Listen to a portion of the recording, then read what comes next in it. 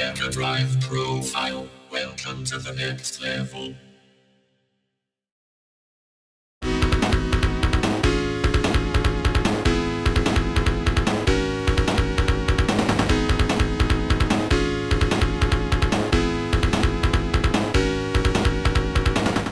Yo, what's up? Today we're gonna check out El Viento, one of the more quirky and wacky games on the Mega Drive. And tons of fun, man, really. It's quite the game, frankly.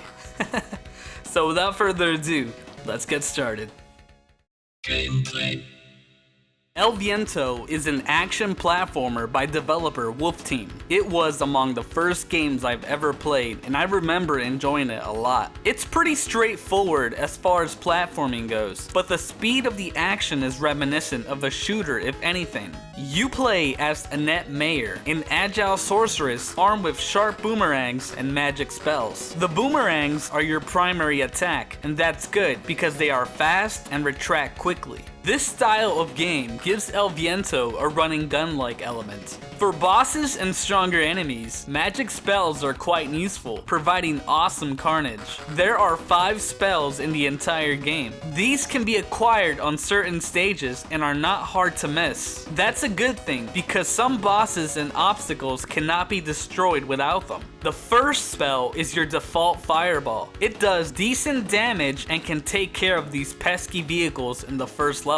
The second spell is your ice attack. These cubes of ice roll along the ground, damaging anything it touches. This is the only way you will defeat the gooey water boss. The next spell is the Wind Slash, excellent for crowd control and is more generous on precision. The fourth spell is a Super Fireball, which unleashes a massive explosion when it lands. It's the strongest of all magic, but try landing direct shots for more damage. Finally, we have the homing attack, which fires sharp projectiles. I can see why they made this the last power in the game, since it would make the first half a damn breeze. This spell is a necessity for the last stage in the game, which is a very demanding one at that. In order to switch between your magic, simply charge your attack until your desired one is selected. This might sound like a job for a 6-button controller, but the game came out before those were even released. Don't fret, because the game has pretty tight controls, all things considered, so waiting for your weapon to be selected ain't too shabby.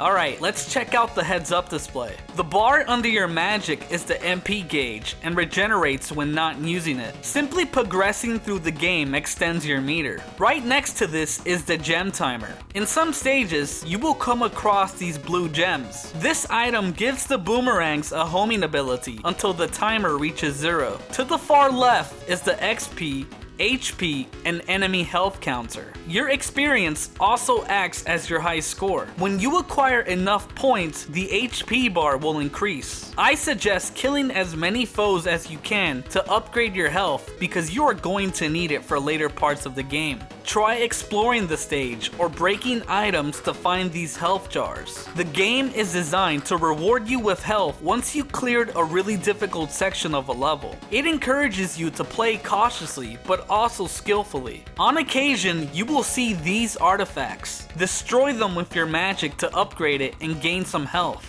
The only thing I noticed is that shorter levels do not contain these items at all. So don't bum rush the game either because it's easy to get ambushed at your expense. What I really appreciate about El Viento is that none of the character actions are useless. This especially applies to Annette's dashing ability. In order to dash, simply hold down back or hold down forward, and when your stance changes, rapidly tap the jump button. There are moments where this move becomes convenient and sometimes even necessary to overcome traps. El Viento maintains a degree of challenge. This has been a point of critique with some reviewers, claiming that the game is brutal. It might stem from the fact that there are no lives in this game. Once your HP is gone, it's game over. You do indeed have 3 continues to rely on, but I highly suggest grasping the controls and memorizing the stages. Your goal is to make it to the end of these said stages to face the boss, and if there is anything that will give you trouble, it's probably the first stage boss, since it's a really aggressive start. Overall, El Viento is a pretty cool game, with tight platforming and a definite challenge for the hardcore Mega Drive player. Wolf Team did a nice job, so if you're itching for a new game to try out, give this one a go for sure.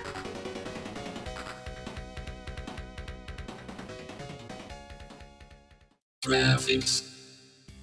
Here at Mega Drive Profile, we are believers of gameplay over graphics. And I'm not saying that visual presentation isn't important, but at the very same time, it's not always necessary. I'd rather play a game that looks, quote, horrible over one that looks amazing, but doesn't play very well. The good thing is that El Viento does not fall into the latter category. In fact, I'd say the graphics are one of its biggest assets. Just know that everything in this damn game explodes no matter what you kill it with. The explosions are really just small sprites that have been scaled and pixelated as a result. I feel like it's self-injected humor on Wolf Team's part, and adds to the quirkiness of this entire game. You will see the extent of this comedy on the third stage, which has you riding a dolphin as you kill paragliders and the ridiculously scaled squids. I have to praise El Viento for having such versatility in its character, enemy, and stage designs.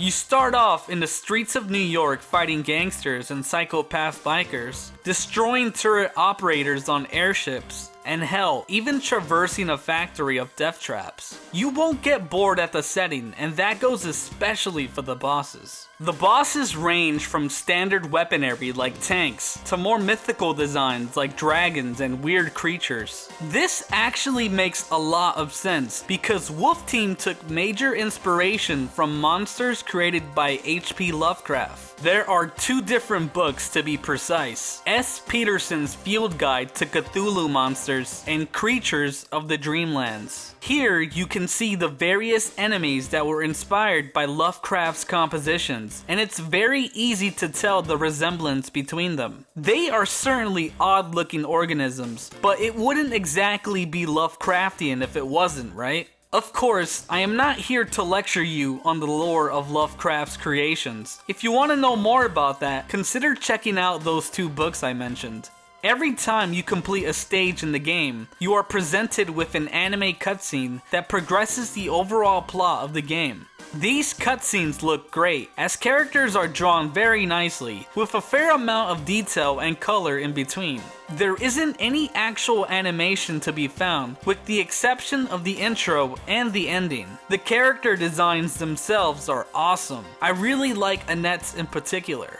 You can thank illustrator and manga artist Kazutoshi Yamane for that. He joined Wolf Team as a main character designer and was tasked with creating a manga based on El Viento for Beat Mega Drive magazine. The manga was created to help promote the game and serves as a prequel to the game's plot. Each section of the comic was separated into 4 stages. These stages advance the plot as Annette tries to escape the clutches of her foes. However, the publication was halted when the writer of the story was involved in a bad car accident, leaving the manga with a cliffhanger ending. It's very interesting to see how much goes into a fairly obscure game like this, and you can definitely tell that Wolf Team respects their influences and talent. Even if El Viento isn't as graphically demanding as, say, Gunstar Heroes, it really doesn't have to be. Sometimes, the game garners charm enough from having its own way of presenting visuals. And you know what? I'm okay with that.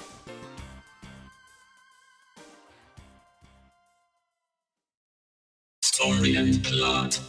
The story of El Viento takes place in New York in the year 1928. A devil spirit by the name of Hastur is slowly surrounding the entire city with his power. An evil priest by the name of Henry is using the Empire State Building as a shrine to resurrect Hastur. He persuades 2 individuals to aid him in his goal. The first is Restiana, a descendant of Hastur, who has agreed to be used as a blood sacrifice for the ritual. The other accomplice is Al Capone, a Chicago gangster who uses his power and influence to conspire with the others. However, Annette Mayer, a young sorceress and a relative to the Hastur bloodline, has come to smash their terrible ambitions. It's now up to her to stop the insane trio from unleashing hell on Earth at no matter the cost. The wind is brewing, and it's brewing fast.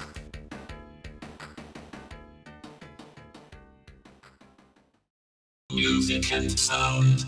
When it comes to game composers, Motoi Sakuraba is quite up there. Even though he has a background in progressive rock, when Sakuraba writes tracks for the Mega Drive, they are pretty straightforward, even having some sense of continuity between scores. The bass lines carry the songs in a sense, meaning the percussion and bass are in unison, making El Viento's music very upbeat. It can be difficult to describe, but it goes from funk, rock, and semi-progressive melodies. Wolf Team is very much known for its use of its distinct hand claps. Some people absolutely despise the sound, but I'm perfectly fine with it, since I think it adds a little charm to the percussion. As far as sound effects go, El Viento's design does its job decent enough. You instantly get used to the retch sound the game makes when you kill enemies. It's not particularly annoying, but trust me, you'll know what I'm talking about when you hear it.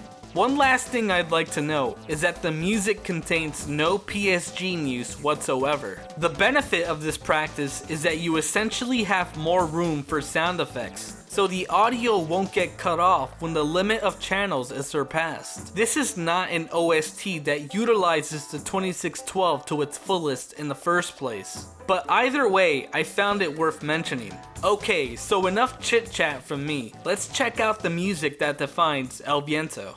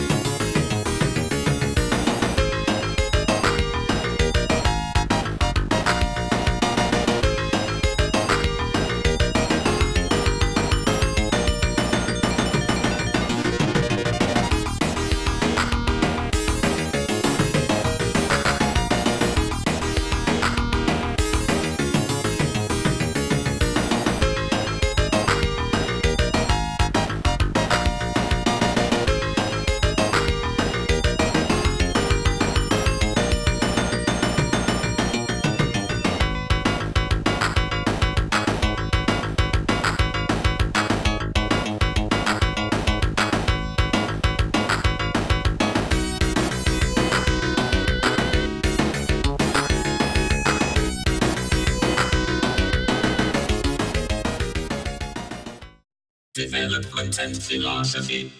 The creator of El Viento is none other than game creative staff Wolf Team. Wolf Team is a subsidiary of Telenet Japan and was founded by Masahiro Akishino in 1987. Being members of Telenet, they had experience programming for different systems such as the X68000 and PC Engine. Akishino and Wolf Team producer Masaki Uno talk about El Viento and the Mega Drive in an interview from 1990.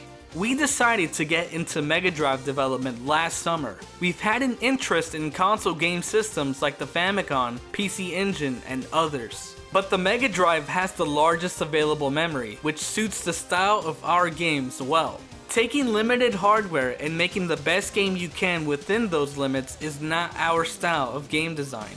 We want to make things that make players go wow. For that, the size of the memory is a deciding factor. When the Mega Drive first came out, we weren't really thinking that seriously about developing for it, but the hardware and controller design changed a bit and shared the same CPU as the X68000, making arcade ports easy. I think the future holds some exciting things for us and the Mega Drive. Wolf Team's first projects on a Sega platform include ports of Granada and Final Zone. These projects gave Wolf Team the expertise they needed to program more ambitious titles like El Viento. They briefly speak on this topic. El Viento was created by the same staff that made Granada. Thanks to them, we were able to carry over the technical expertise from that game. The comic cutscenes are another feature. Using anime in our games has been a specialty of ours for some time now. El Viento stars a woman, and the next game in the series, Ernest Evans, will feature a man. For the third game, we're thinking maybe it will be a side story, with a different protagonist entirely. If you didn't know, Ernest Evans is a prequel to El Viento and is part of what fans call the Ernest Evans trilogy. These titles are set in the same universe, as Annette and her mentor are being pursued by evil cultists and conspirators. There is some pretty interesting stuff behind the first game besides being a laughingstock among internet reviewers. We'll talk about this game at a later point. If you take a look at these two screenshots, you'll notice that the font is different. That's because I am using a patch version of El Viento by translator MyJet. This version of the game repairs a few things, such as the messy font of the original and music looping errors. However, the most interesting thing about this patch is MyJet's discovery of a test level buried inside the game's data. To play this stage, select New Game on the menu, hold down all buttons, and press Start. You will immediately spawn and realize that the entire stage is an obstacle course filled with traps. Wolf Team would challenge its programmers to clear the stage without dying. It is designed to make use of the character actions and even includes a puzzle section. Puzzles did not make it into the final game with the intention of keeping the game action-oriented. El Viento was released on September 21st, 1991 in Japan with no PAL release, strangely enough. The game was released in America, but even the internet is unsure of its exact date, other than being sold in the same year as its Japanese counterpart. I find this rather disappointing, but those are the facts as of now. What truly disappoints me though is the price El Viento goes for. Years ago, prices were reasonable, but have skyrocketed ever since if Amazon and eBay is any indication. I say play the game in whichever way you see fit, because Mega Drive Profile is a proud supporter of emulation, as it helps preserve video games and introduces new players to older generations. El Viento was one of the first video games I have ever played next to Sonic 3, and a cherished memory in my childhood. To some people, it's quite an oddity, but to players like me, it's fast, wacky intensity with unintended humor to boot. It might not be for everyone, but I say give it a go, especially if you are in the PAL region, since you probably haven't played this game at all.